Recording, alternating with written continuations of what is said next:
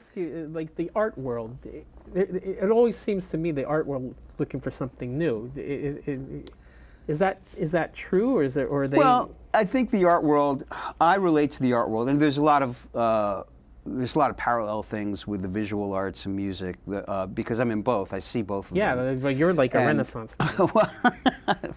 And you you also cook, and you also cook, and you fix shit in the walls, like you build stuff, put up walls, and. Yeah, I mean, I look at the art world, or all the arts, kind of like retail. You know, you have different levels. You have, right.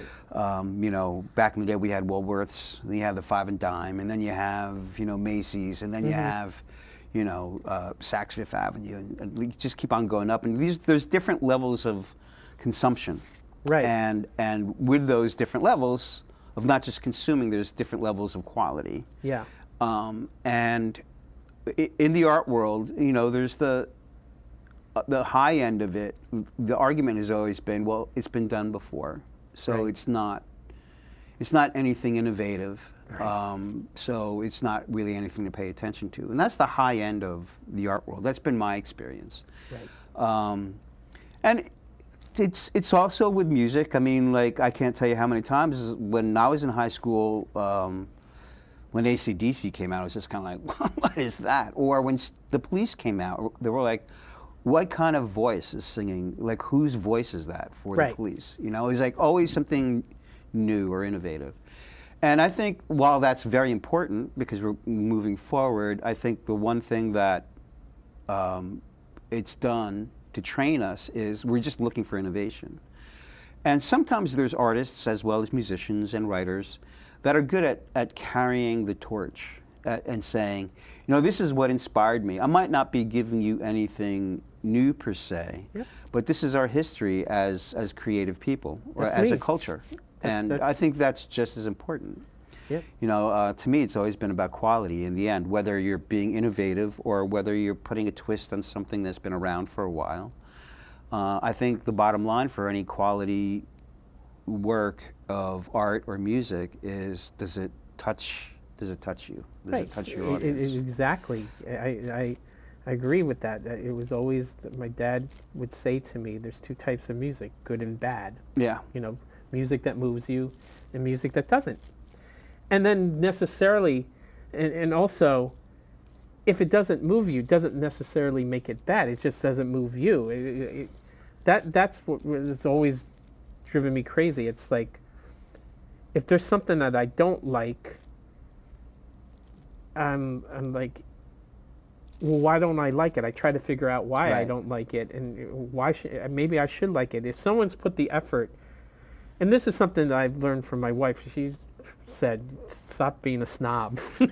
You know, like I've learned a bit from Allison, and one of the things about it is, if people put an effort to put out music or art or whatever it is, if it's their expression, you know, if you don't like it, okay, but that doesn't invalidate it for other people or for the person who's creating it.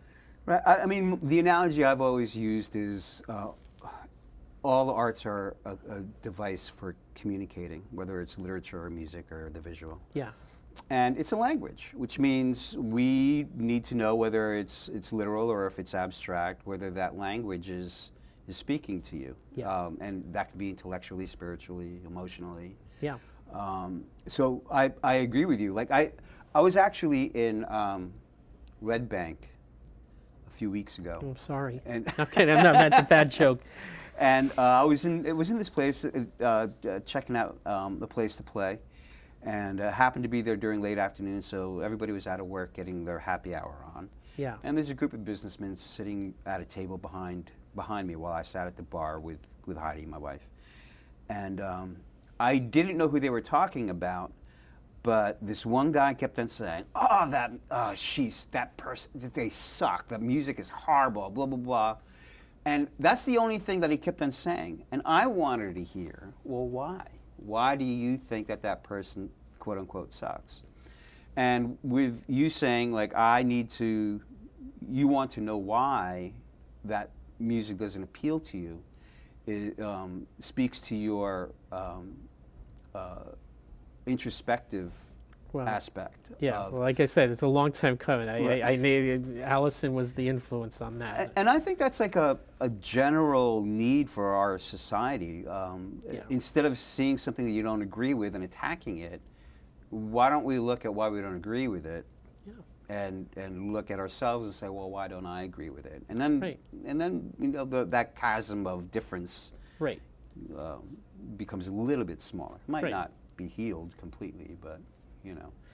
I mean, it's interesting because that goes back to like someone like Taylor Swift, right? I mean, I think she's a really superb songwriter, but I also realize that music's really not for me, right? You know, it's not. You know, I appreciate the craftsmanship and her and the way she is elevated herself and in the force that she is, and I think she's talented.